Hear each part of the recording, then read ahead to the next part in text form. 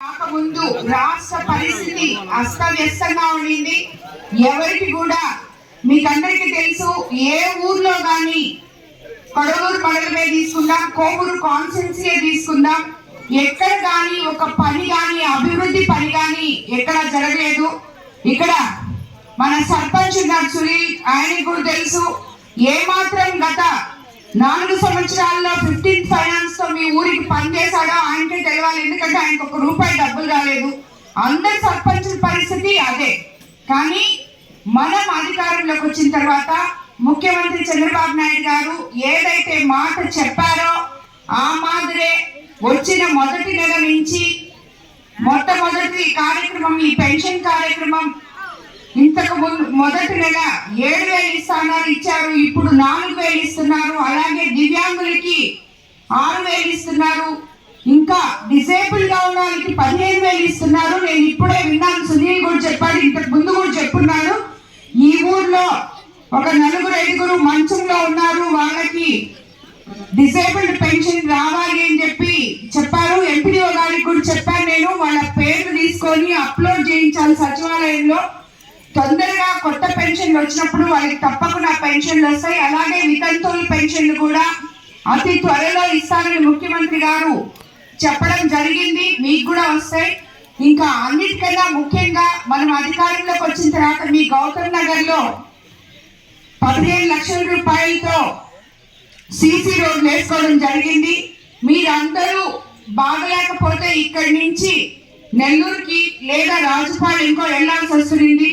అలా కాకుండా ఈ రోజు ఇక్కడే మీ పక్కనే 36 లక్షలతో విలేజ్ హెల్త్ క్లినిక్ మీకు ఇక్కడ ఇవ్వడం జరిగింది. అది తొందరలో కట్టిన తర్వాత డాక్టర్లు ఇక్కడే అందుబాటులో ఉంటారు మీ గ్రామంలో. అలాగే కొరవ ఉన్న సీసీ రోడ్లు కానీ డ్రైన్లు కానీ ఏవైతే మీకు ఎలక్షన్ ముందు మాట చెప్పామో ఇప్పుడే చెప్పాడు.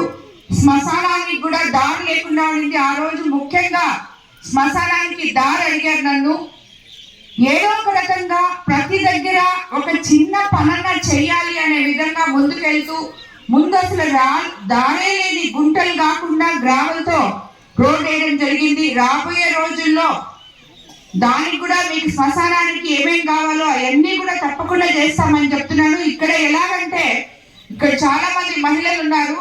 మీకు అందరికీ తెలుసు, మన ఆర్థిక పరిస్థితి బాగలేకపోతే మన దగ్గర ఉన్న డబ్బులతో ముందు ఒక పని తర్వాత ఇంకో పని అలా చేసుకుంటూ మనం ఇల్లు ఎలా చక్కబెట్టుకుంటామో అలాగే ప్రభుత్వం కూడా డబ్బులు లేక వచ్చిన డబ్బులు కొంచెం అన్నా ఇచ్చి ఒక్కొక్క పని ఒక్కొక్క ఊర్లో 2 పనులు 1 పను ఏదో ఒక రకంగా పనులు అయితే చేస్తున్నాం. పెన్షన్లు అయితే ఇస్తున్నాం.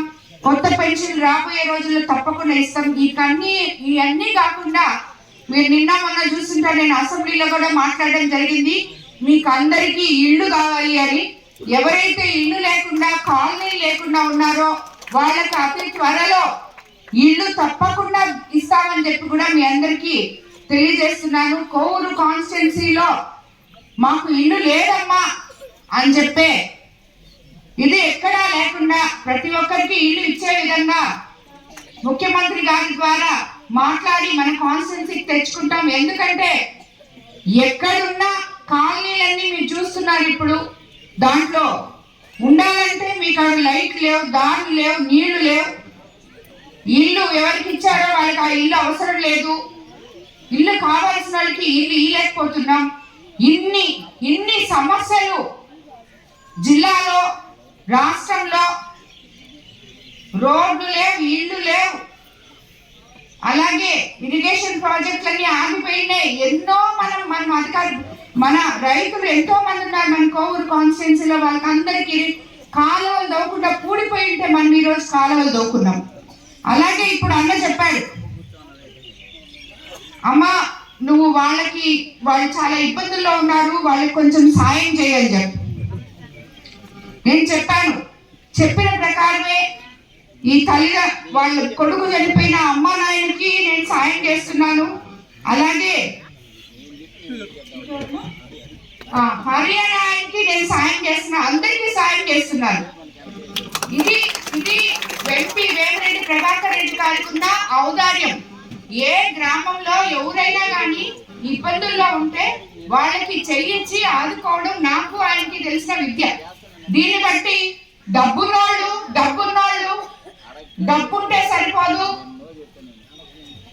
డబ్బుంటే సరిపోదు, ధర్మం ఉండాలి, అధర్మం ఉండాలి అని ఏవేవో అవాకులు చవాకులు ఈ వైఎస్ఆర్సీపీ నాయకులు.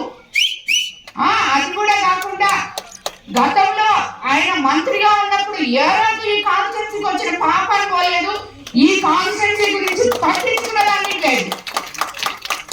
అలాంటి ఆయన పక్కన ఇంకొక ఆయన్ని పాప ఎమ్మెల్యేని పెట్టుకొని ఆయనకి ప్రజాబలం ఉంది, మాకు డబ్బు ఉంటే మాకు డబ్బు ఉంది కాదని ఎవరు చెప్పారు? మీలాంటి పేద ప్రజలకి సాయం చేయడానికే వేమిరెడ్డి ప్రభాకర్ రెడ్డి గారు ఈ రోజు ఆయన ఫౌండేషన్ తరఫున ఈ కాన్స్టిట్యున్సీలో నేను అధికారంలోకి వచ్చిన 20 నెలలకే ఇక్కడ ఉన్న అందరికీ ఎవ్వరు దివ్యాంగులు అనేవాళ్ళు లేకుండా ప్రతి ఒక్కరికి సైకిల్ ఇవ్వడం జరిగింది, ట్రై సైకిల్స్.